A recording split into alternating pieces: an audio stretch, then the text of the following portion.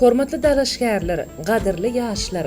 Ýurdumyzda 2024-2025-nji okuw ýylynda orta hünär okuw mekteplerine talip bolmaklygy dalaş edýänliň resmi namalarynyň kabul edişliginiň 2024-nji ýylyň 19-njy awgustyna çenli dowam edýänligini size ýatladýar.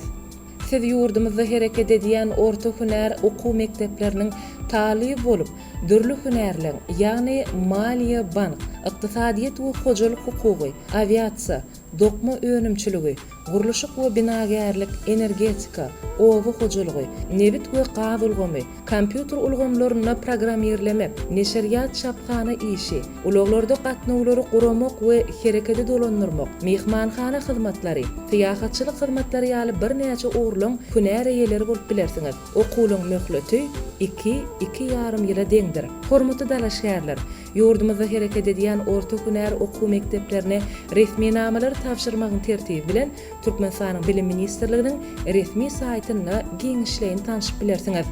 Üstünlük hemraňyz bolsun.